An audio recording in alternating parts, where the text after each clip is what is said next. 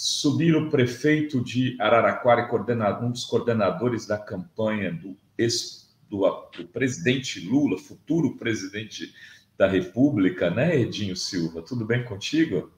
Tudo bem, Rovai? É uma alegria imensa estar aqui com você. Prazer estar com você, Edri. Prazer estar com vocês, né? E com os internautas aí que nos acompanham. E aí, Edinho, conte-nos tudo, não nos esconda nada. Fale tudo. Aquela pergunta assim, sem rodeios, como estamos, como está a campanha, quais são como é que é a expectativa, como caiu essa pesquisa IPEC, as outras pesquisas aí, né, dentro do grupo que está na coordenação, enfim, queremos te ouvir. Olha, vai, a campanha está indo bem, né? Eu penso que nós escolhemos uma linha de campanha que foi dialogar com o povo brasileiro sobre a vida real, né? Aquilo que efetivamente acontece no Brasil, de conversarmos sobre economia, sobre inflação, sobre emprego, sobre a vulnerabilidade das famílias, né, que a situação já era bem difícil no pós-pandemia, mas com a desorganização, a desarticulação das políticas públicas pelo governo Bolsonaro, nós tivemos essa vulnerabilidade só aumentando. E essa foi a linha da nossa campanha desde o início, claro, também mostrar ao povo brasileiro quem é o Bolsonaro. Em 2018, o Bolsonaro se elegeu praticamente sem fazer campanha, né, por conta daquela famosa facada de Juiz de Fora, que, claro, ninguém pode concordar com aquilo, com nenhuma forma de violência, né? Mas aquele episódio tirou o Bolsonaro da campanha e ficou ele sendo avaliado pela situação que ele enfrentou a partir desse episódio, mas ele não teve que expor as suas propostas, ele não teve que expor as suas ideias, ele não mostrou efetivamente quem era o deputado com mais de 30 anos de mandato e o que pensava esse deputado. E se elegeu numa onda atípica, num momento histórico atípico, né? De negação da política, de negação das instituições, de negação dos partidos, enfim. E o Bolsonaro se tornou a síntese de todo esse descontentamento. E nós vimos, após sua eleição, um governo desastroso. Agora, numa situação de normalidade, nós queremos conversar com o Bolsonaro sobre o Brasil. Se ele se elegeu em 2018 sem debater o Brasil e as suas propostas para o país, agora não. Agora nós queremos debater economia com o Bolsonaro. Projeto de desenvolvimento econômico, concepção de país, né? Que país que ele quer para o povo brasileiro. E essa é a linha da nossa campanha. Nós fomos chamados o tempo todo para entrarmos nas armadilhas do bolsonarismo, que era o debate religioso, o debate de costumes, que, claro, ninguém está dizendo que esse debate não possa ser feito, mas, claro, também é claro, é evidente, que não é isso que o povo brasileiro necessita que seja debatido.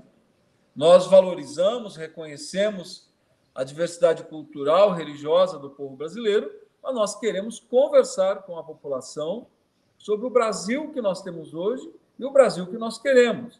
E, claro, confrontar esse Brasil que nós temos hoje, de banalização da vida, né, de despreparo de um governo para enfrentar a maior tragédia humanitária da nossa história, que foi a pandemia, de um governo que não tem propostas, nem tem políticas públicas, ao contrário, um governo que desorganiza as políticas públicas, um governo que faz do orçamento secreto, né, o maior instrumento de desorganização das políticas públicas que nós já tivemos. Um governo que fragiliza as nossas instituições, um governo que prega a violência. Então, esse Brasil e esse governo, nós queremos debater, inclusive comparando com o Brasil do presidente Lula, quando o presidente Lula foi governo, e, claro, debater também não só o legado do presidente Lula, mas as propostas do presidente Lula para tirar o país dessa situação. Essa tem sido a linha da nossa campanha. E é sobre isso, né, que nós queremos, evidente, dialogar nessa reta final. Nós estamos extremamente otimistas, sabemos que não existe vitória eleitoral de véspera, a eleição se ganha no dia, né, a eleição se ganha nas urnas, mas claro que o nosso otimismo é inegável. Nós temos convicção que fizemos uma campanha em cima de tudo isso que eu conversei até agora, né, discutindo a vida do povo brasileiro, apresentando propostas, mostrando quem é o Bolsonaro, o que é o governo Bolsonaro, e estamos muito confiantes, né, e as pesquisas têm demonstrado isso, que o povo, que a população brasileira começa a fazer comparações e começa a fazer opção. Né? O povo brasileiro tem feito uma opção clara, né, e essa opção nos leva a acreditar na vitória do presidente Lula. Queremos muito ganhar no primeiro turno, né, porque achamos importante ganhar no primeiro turno, porque a gente começa imediatamente a organização das políticas públicas, a construção de um governo que já em janeiro responda às ansiedades da nossa população. Eu queria até aproveitar... Mas estamos preparados também, Rovai e Dri, no segundo turno. Se ele vier, estaremos muito preparados para ganharmos também, aprofundando ainda mais o debate. Queria aproveitar para te perguntar isso, né? Ontem teve a pesquisa IPEC, o Bolsonaro, eu vou até fazer o Fala Rovai, a análise dessa pesquisa, o Bolsonaro se manteve estável, o Lula cresceu 1 ponto, isso leva o Lula a ter 52% dos votos válidos, 51,85% dos votos válidos na estimulada, porém, e essa é a análise que eu vou fazer, tem muitos analistas tratando isso como talvez o resultado mais próximo do real, ele bate em 55% na espontânea. 55% dos votos válidos na espontânea. Quando vai chegando perto da eleição, a espontânea ganha muita importância e alguns estudos têm mostrado que ela acaba chegando mais perto do resultado da urna nos últimos dias do que a estimulada. Vocês devem estar analisando tudo isso, né, Edinho? E olhando aí, né, como num jogo de War, eu sou da época do War, a molecada de outros jogos, né, vocês devem estar olhando os territórios, segmentos religiosos. Tem alguma coisa aí que o discurso ainda não acertou, que a militância precisa calibrar um pouco mais para dialogar com o povo?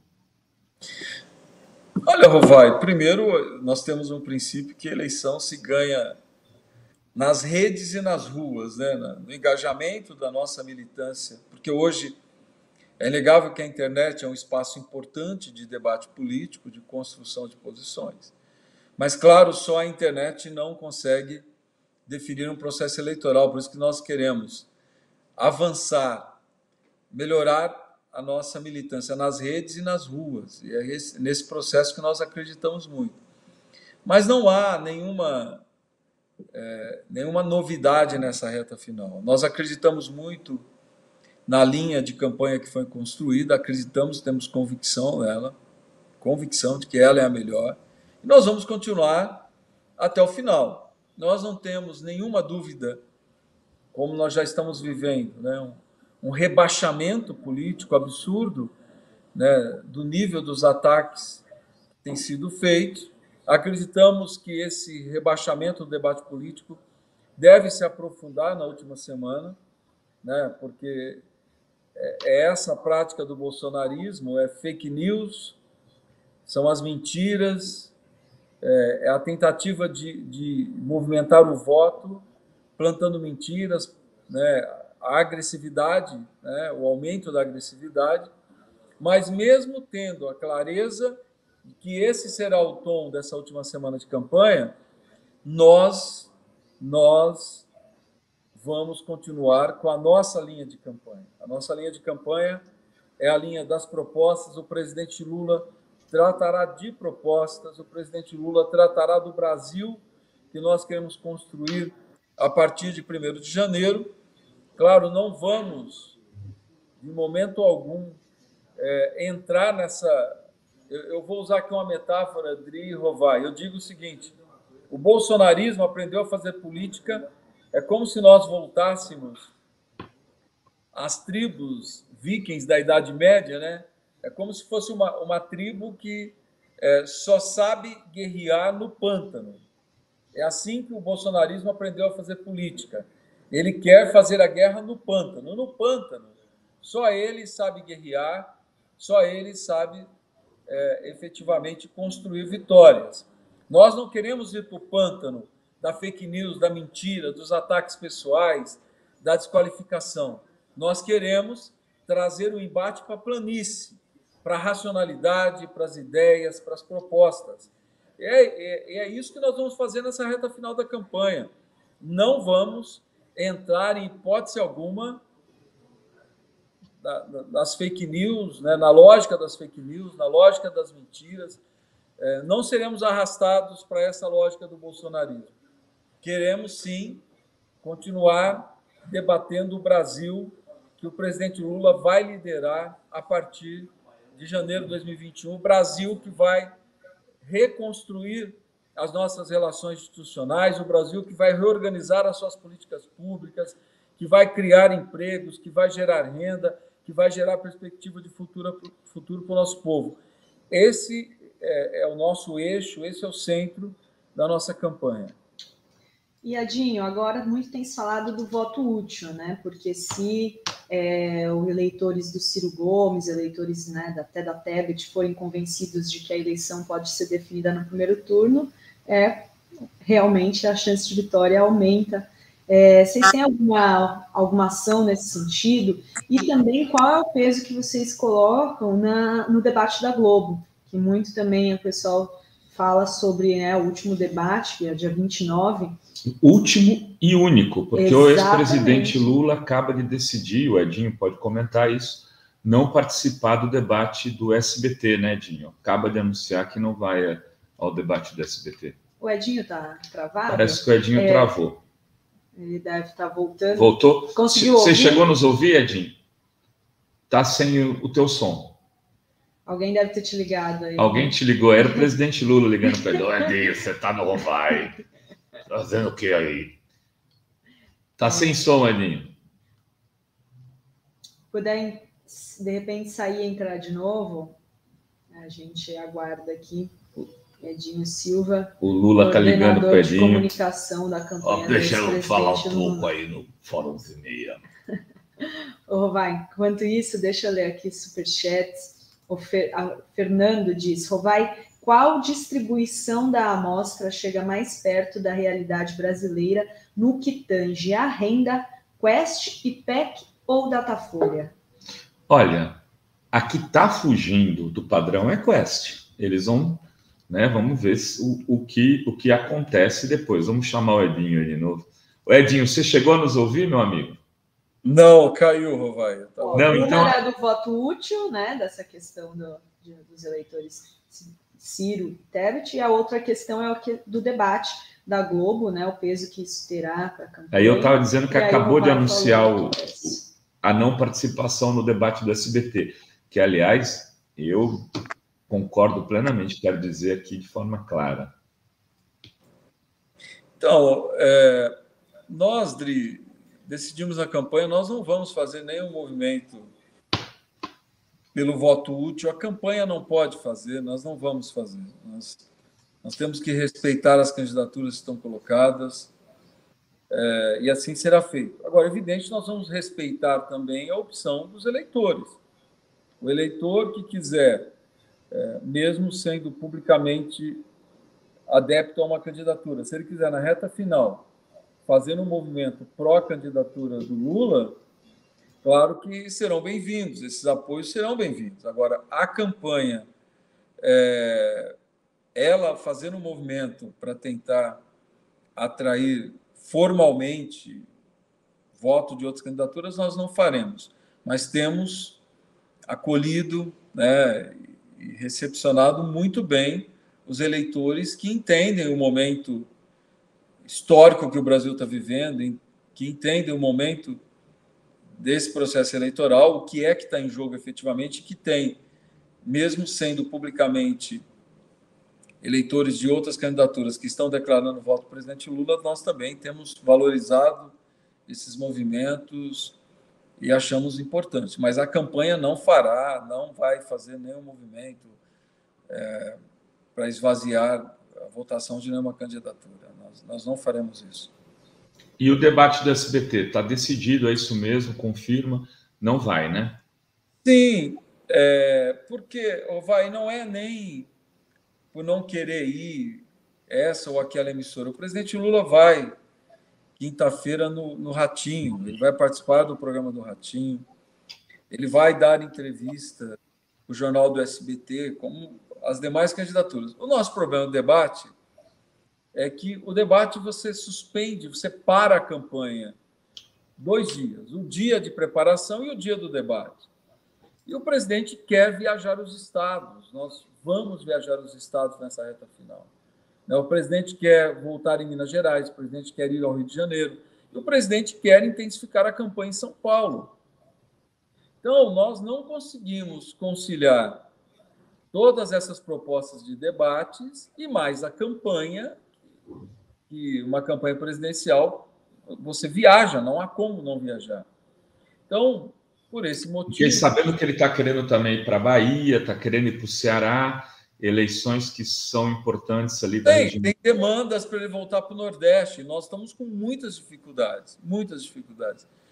Então, diante desse quadro de dificuldade de conciliação de agendas, nós estamos priorizando o retorno dele aos estados e atividades de campanha em São Paulo, que é o maior colégio eleitoral. O Sudeste representa 40% do eleitorado brasileiro. Não há como ele não priorizar o Sudeste nesta reta final, e ainda tem essas demandas para ele voltar ao Nordeste. Então, por esse motivo, nós optamos que ele vai no último debate nesse primeiro turno, que é o debate da Globo, que é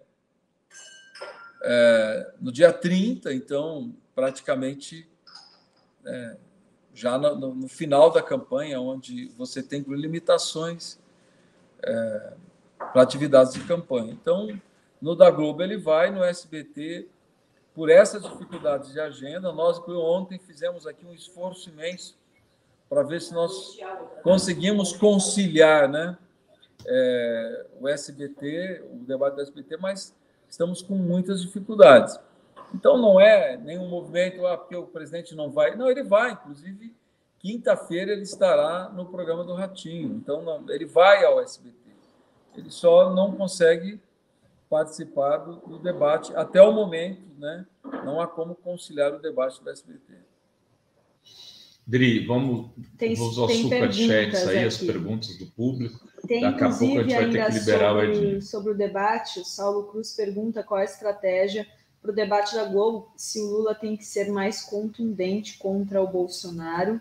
Tem também a Azuma Rodrigues perguntando: a coligação vai fazer campanha para estimular a redução da abstenção?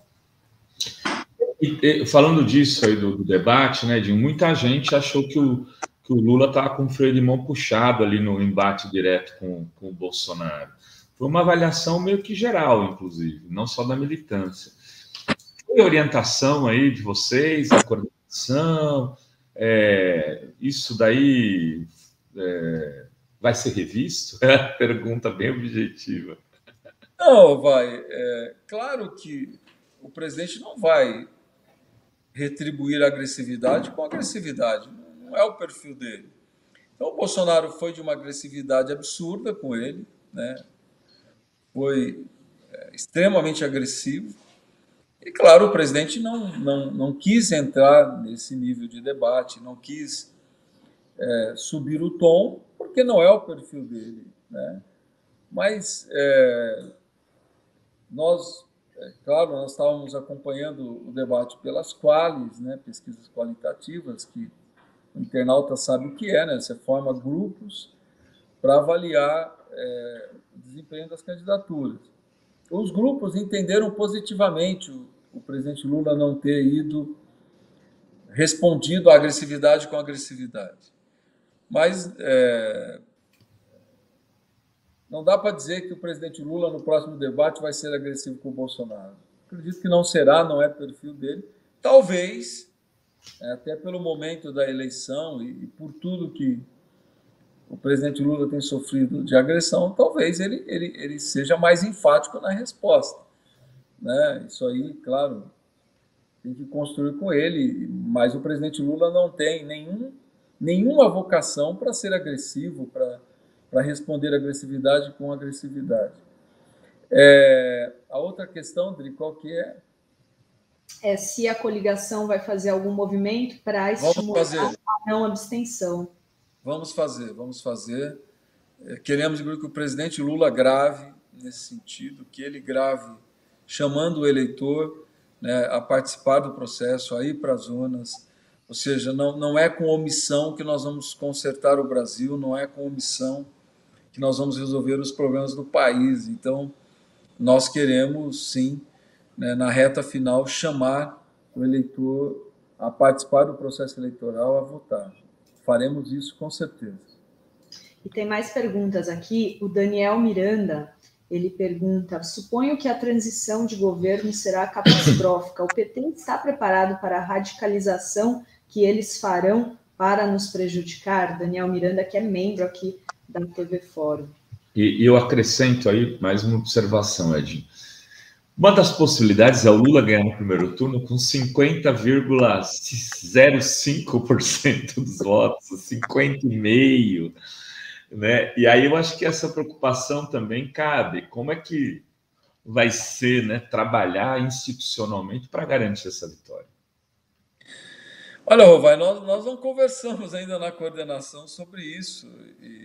E claro, não é o momento, mas eu penso que a partir da semana que vem, nós temos, liderados aí pela presidenta Gleisi, chamaram uma reunião da coordenação da campanha no dia 3.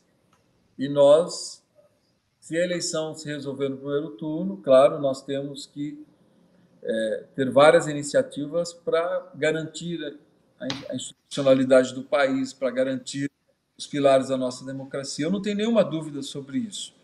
Como, se a eleição não resolver no primeiro turno, nós estaremos no dia 3 reunidos para organizar a campanha no segundo turno. Então, nós estamos preparados para qualquer cenário que se desenhar, podem ter certeza disso, nós estamos atentos, sabemos da gravidade do momento que o Brasil vive, sabemos dessa radicalidade insana que se desenhou no país e vamos trabalhar tanto o cenário de uma solução já no primeiro turno, como o cenário do segundo turno. E tem também aqui, Rovai, o Saulo Cruz cobrando aqui materiais. Edinho, está faltando material de campanha do Lula, adesivos e bandeiras para serem distribuídos com os eleitores. Quero votar usando adesivo do Lula. Saulo Cruz manda aqui um superchat. Aliás, essa reclamação dele, ontem eu tive de um amigo lá do Maranhão, falar: olha, não tem nada do Lula aqui no Maranhão, nada. Eu falei: rapaz... Idri, esse é um problemão para nós, né? Por isso nós estamos pedindo, pessoal, entre lá no nosso site de arrecadação, nos ajude, porque a situação financeira da campanha não é simples, né? E vou transmitir para o Márcio Macedo, meu grande amigo, companheiro, mas a missão do Márcio também não é fácil, né? Que é administrar a campanha com uma restrição imensa de recursos que nós estamos vivendo. Esperamos também, né, e nós temos dito isso, que a campanha nos estados, que eu também sei que não é simples, né, porque se a campanha nacional vive restrições, as campanhas estaduais também estão vivendo. Mas pedir aí solidariedade para que a gente, de alguma forma, supra essa deficiência de materiais que, de fato, é uma reclamação generalizada que nós estamos vivenciando. Muito bem. Muito bem, agradecer ao Edinho, né, dar a palavra para ele poder fazer o destaque final. Edinho, que é um parceiro aí de longas jornadas, aí, uma pessoa sempre à disposição da gente aqui na Fórum. Diga lá, meu, o que você acha que tem que dizer para esses 12 dias? Olha o número cabalístico, hein? 12. Faltam 12 para o 13, ontem, né? Hoje faz 13, amanhã 12. Né? Faltam 12 dias, Dri, para o 13. Mas olha, eu que agradeço a vocês pela oportunidade de estar aqui. Para mim é sempre uma alegria imensa, é uma alegria muito grande participar desse espaço. Você sabe que me sinto feliz. Se eu pudesse, eu seria quase né, claro, se a Fórum me aceitasse, um participante permanente. Debatedor. É uma alegria grande. Eu valorizo muito o trabalho de vocês. Penso que vocês já construíram, né? Já está aí construído um dos espaços mais importantes de comunicação e de diálogo desse país. Eu sou fã da Fórum, mas deixar aqui uma mensagem para que a gente entenda, né, efetivamente o momento que nós estamos vivendo. É um momento histórico complicado, bem complicado. O Brasil nunca vivenciou algo semelhante, né? Nós estamos aí agora, novamente, o presidente faz uma viagem internacional e ataca novamente as instituições brasileiras, né?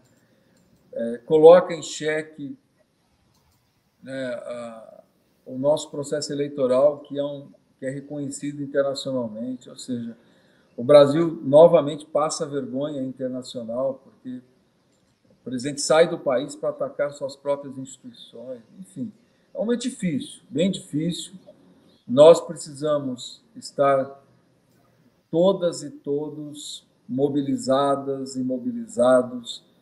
Faltam 12 dias para que a gente possa reescrever a história desse país, para que a gente possa restabelecer a normalidade institucional, né? Exige de todos nós mais esforço do que nós já estamos tendo, né? Nós precisamos conversar com os eleitores que ainda não decidiram, conversar com aqueles que ainda não entenderam o momento que o Brasil vive, conversar com aquelas e aqueles que hoje desacreditam do processo político brasileiro, mas esses que muitas vezes se omitem, que desacreditam, né, têm que entender que muitas vezes eles não precisam de governo, eles não precisam das políticas públicas, mas tem milhões e milhões de brasileiras e brasileiros hoje que precisam de um governo que cuide do seu povo, de um governo que organize as políticas públicas, de um governo que crie oportunidades, que coloque o emprego como prioridade, que coloque